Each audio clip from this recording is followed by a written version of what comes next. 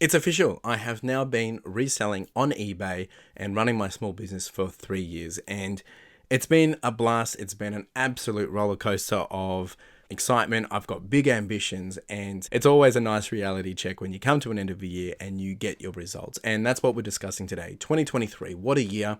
As I said, I had some pretty big ambitions, and I've still got big ambitions, but a lot of my goals that I had set this year, they haven't all gone to plan. And this is across the board. But from the business in general, I've seen some amazing growth. And of course, at the start of 2023, I actually released a pretty interesting video where I said I'm quitting reselling and focusing on small business mindset. And that meant a big mindset change for me. Now, if you are new here, my name's Chris, and I'm building a business that suits my lifestyle. That's what I'm trying to build. I'm not about building a job for me. I'm about building a business that I don't have to keep being in that business. And that requires a mindset change. It requires more risks, a bit of a different focus, mainly focusing on long tail growth, opposed to the short-term wins and the small wins, and doing things today that's going to enable the business for a longer term, result generating machine. And that's really what I've been trying to do this year. Test those theories out, test those models out, try new things. And it's been an interesting set of results, let me say that. But I guess in short, the real first goal for 2023 was really to see if I could take what I had learned from 2021 and 2022 and expand on that. And I said, well, let's aim for $100,000 in revenue. Again, this is calendar year. And if I can hit 100,000, let's go for 160,000. And if I can hit 160,000, let's go for 250. And the result was this. I hit $155,624.14, which is really, really rewarding. Now, there is a breakdown of that, which I'll take you through. 144,900 of that was on eBay, and around 10,700 was offline to wholesale and, just selling things off through other means.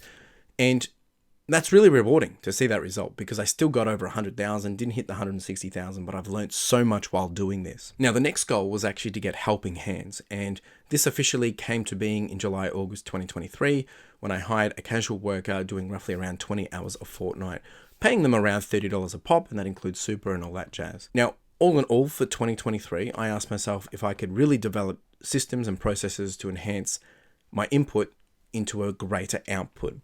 And the other question I was asking myself is, how can I do the same effort, if not more, and get a better ASP from it? But we all know revenue isn't going to pay the bills. Now, I want to break down the real details behind all this. How did it go and what does it look like? So from a top level, very high level summary, we did for around 155,000 and a half in revenue. The cost of goods sold was around 32,400, and fees we had around 23,000. Postage was around 34,000, and all other expenses came to around 30,200. That's paying my worker, cost of supplies, the storage unit, all that jazz. All in all, net profit was around $35,704, which, look, it ain't bad, but it ain't that good either. It's around 22 or 23% net profit margin. So a bit of a drop to what I've done in the past, and we'll talk about that shortly. Now, in terms of how the year went, you can have a bit of a view of this. Green is revenue, red is costs, and blue is net profit. So we actually we grew our revenue, we grew our costs, and we also grew some profit in some months, but we also had some pretty deep and almost losses of months where I, kind of pushed money around a bit in terms of let's top load it here to see if it's going to enable us for the next couple of months. And we did. We saw some pretty good benefits come out of that. As you can see, we had some really good months and we had some really bad months too, some really low months. So it's been a bit of a roller coaster of a journey. Now, before I go any further, I do want to just share with you the eBay view just for transparency and authenticity. So here's the report from the 1st of Jan to the 31st of December 2023. As you can see, total sales, revenue, selling costs, quantity sold, etc., etc. And then this is just the eBay view. Of course, I've got the offline view, which is for the, some of the stuff that I did from Facebook and wholesale and stuff like that. Buyer insights and sales by category, which has been really rewarding to see how much clothing has really taken off this year. And then, of course, here's just a bit of a running view. Now, the next part of this video, I really want to reflect on the journey to this point, because I've been doing this for 3 years and there's been a lot of lessons and a lot of learnings, and we're going to get into some real deep numbers here. So if you love numbers, this will be perfect for you. If not, well, you might learn a thing or two. And of course, if you got questions about this stuff, ask me, leave a comment, and I'll do my best to get back to you as soon as possible and with the best answer possible too.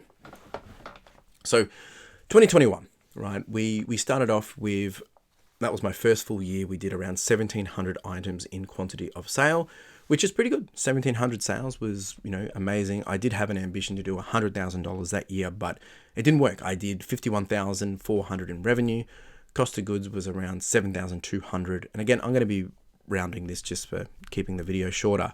OPEX costs to actually sell the items and postage and all that was around $14,600. So net profit was around just shy of $30,000 that year, 2021, which was really, really rewarding for a first year. ASP was around $30 and the average profit per item was around half that or a bit more, $17. But what's interesting is back then, the total postage cost back then, I was doing around $6,000 in postage for the year. Average postage cost was only $3.50. And I was sending a lot of untracked items as well, which is obviously a big indicator or a big part of that. But total fees was actually surprisingly quite high. It was around 17% per item or $5 per item. Cost of good was very low, about $4.27, so pretty low cost of good. And then there's some, other metrics that I can start to get into, which is around the cost to sell, which was costing me about $12.86 to actually make a sale. That includes fees, posting it, all that jazz. But then these new metrics that I want to talk about is, how much does it cost me to profit $1? In order to make $1 profit, I had to spend about 74 cents. This is in 2021. In order to generate around $100 revenue, I had to spend about $42.66. And then we've got some return on investments and cost to profit percentage return. But the real one that I want to take you through is the rebuy opportunity. Basically, when spreading or dividing how much profit I was making per item, how much of that I can take back and actually convert into repurchasability of new stock. And I was able to do that, compound that by about 4. I could basically buy 4 more items. So that's 2021. We move into 2022, and this is where I was able to take all the lessons from my first year and really expand.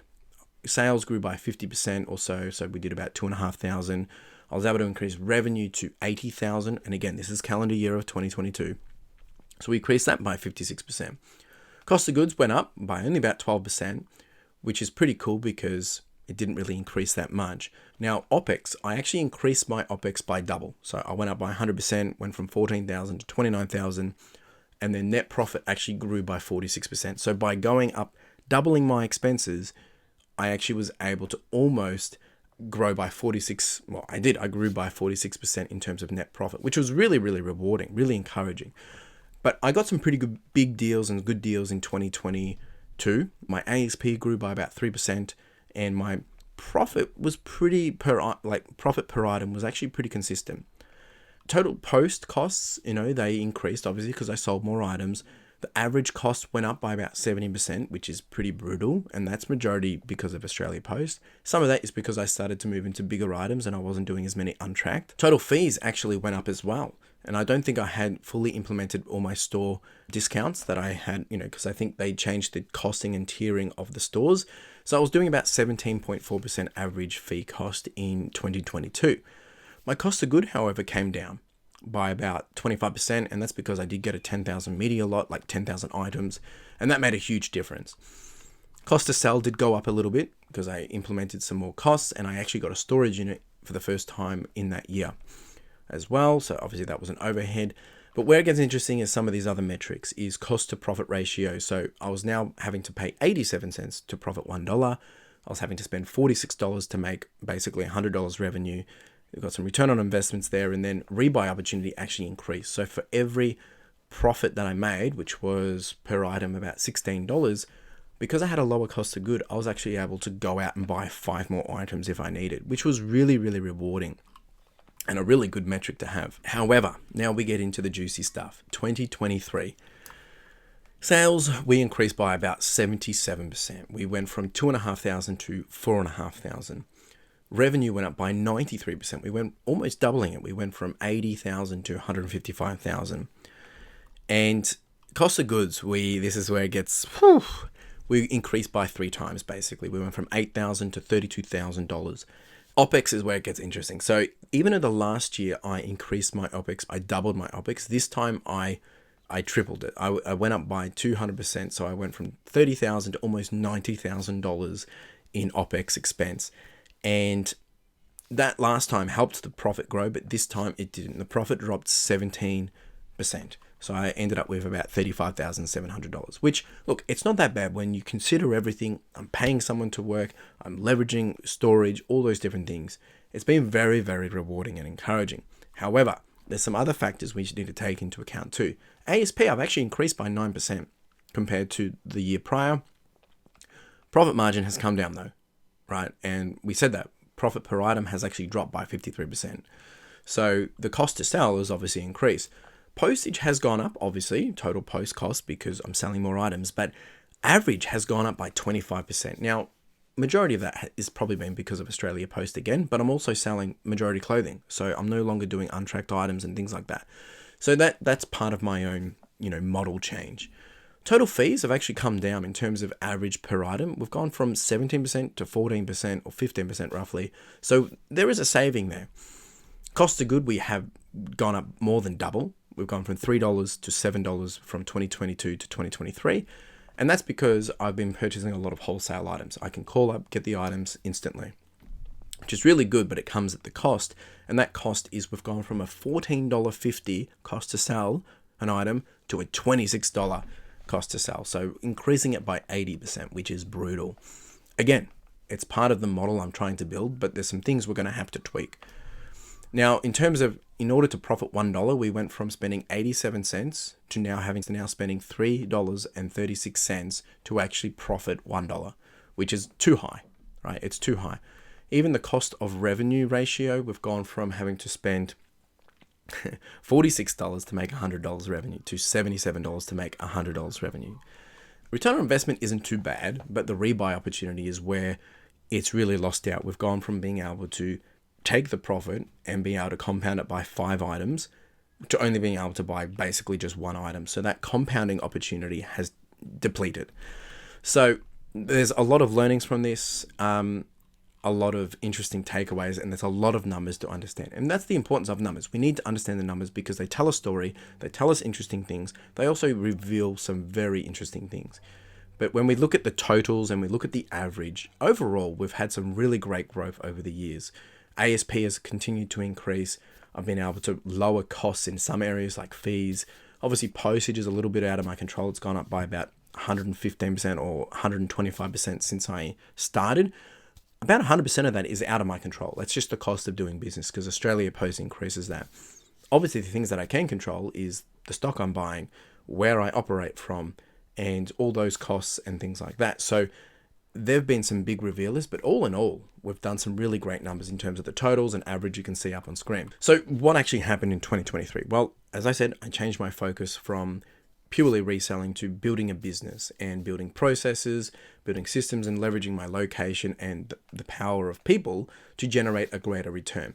Now, of course, that's not going to be perfectly a return on investment day one, because if any person working, even when you work somewhere, you're not going to be the best person in that business or operation from day one. It's a long tail thing. So as I progress, I would expect my workers going to be able to do things better, quicker, more efficient, and bring better knowledge to the team, right? I'm not necessarily the one that has all the answers. They're helping grow the business too.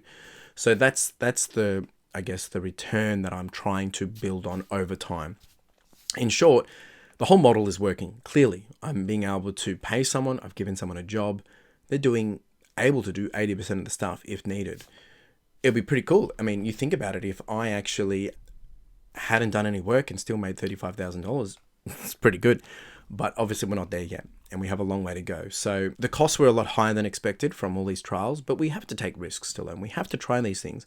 Now I understand what I need to be doing a bit better, and I really need to be selling more to make this even viable in the long run. So when we compare to the previous years, I mentioned around obviously there's been the cost increase of postage. We didn't have all that storage space that we're paying for now. But of course, I wasn't able to make that work at home. And, if you can make it work at home, do. I didn't have an employee either who can do majority of these tasks. And that's really rewarding. However, the cost to sell is higher. So I need to figure out how do I manage that with the cost of stock. And, yes, that's great to be able to have it when I want it, how I want it, and it comes at a premium, but I need to somehow offset that. So basically in 2023, to sell an item, it cost me around $26. And then From that, I only profit on average around $7.81. So it's still a nice return, but it's not good enough yet, right? And it means there needs to be a lot of things that happen. So when I think about 2024, some of the things I'll be focusing on, and I'll be doing a full video on this, is yes, I have a process, it works, but I need to adjust the costs. I have access to stock readily available, but it's at a premium. So the question I need to start asking myself is, how do I lower such costs? How do I increase my ability to list more? And how do I also increase my sell-through rates for those profits? Because at the end of the day, if I had done, double the amount of sales, I would have potentially done $70,000 in profit. Potentially. So I need to think about, how do I get more sales? So that sell-through rate, but also I need to think about, how can I lower costs at the same time? At the end of the day, yes, it does cost me quite a lot to sell an item, but as long as I'm selling a lot of it, then it's actually really, really worth it. But if I can tweak a few things like increase sales, increase ASP, lower some costs, we're actually going to build something that's very, very rewarding in terms of profit. But of course, I can say all these things. I've got to go do the work. So for me, in the new year, the goals will really be increasing the profit margin, so lowering the cost to sell, but really making sure I'm still focusing on removing myself as the bottleneck.